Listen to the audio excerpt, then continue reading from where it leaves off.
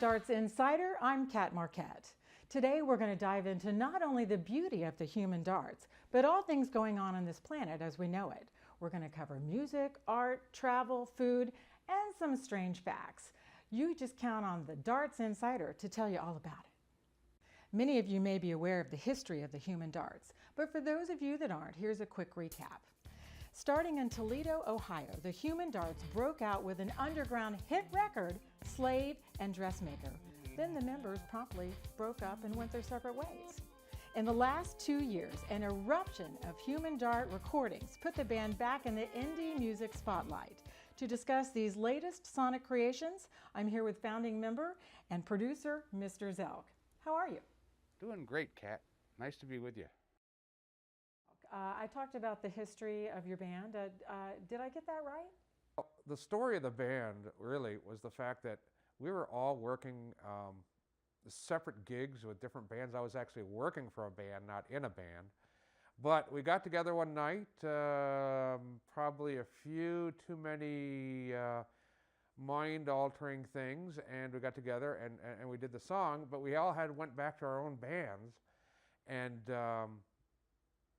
so I decided to record the record, and in the meantime, they were off playing with their groups, playing the song. I was working with a great band called the Raisin Band, and they were kind enough to let me go ahead and perform the song on their tour through clubs. And oddly enough, I sold a lot of records just by them allowing me to do that. So yeah, it actually did. We just got together, recorded the song, and all went back our separate ways. So it's pretty accurate. Did all of the human dart participants from the original keep recording with you this time? Well, yes, as much as they could. Now you have to realize some of these players are in name bands now and participated when they could, if they're not out on tour. But those who could, they sent their bass parts, guitar parts through the internet to be on the record, and some were actually in the studio, which was great.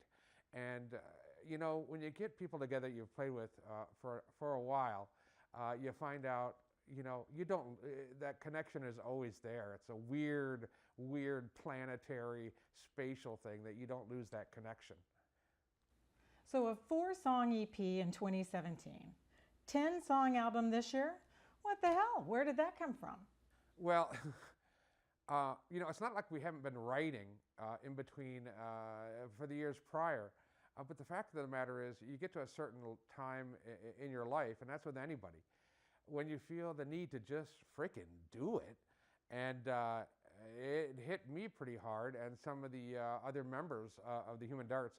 And we said, hey, we all dig it, so we ran on with it, and it's come to be such a cool thing to be a part of now. So yeah, it was just the time. We couldn't force it, it just came right at us. So the new album, Eclectic Shock, and the first single, Dance, what do you want us to know? The songs are so varied because I like different kinds of music, whether it's metal, whether it's Dixieland, whether it's ragtime.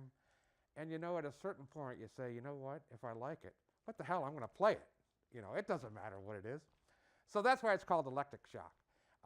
Dance is the first one, and it's a lot about, this is the go-round, so you just got to roll with it and dance and enjoy it. You really got to enjoy it.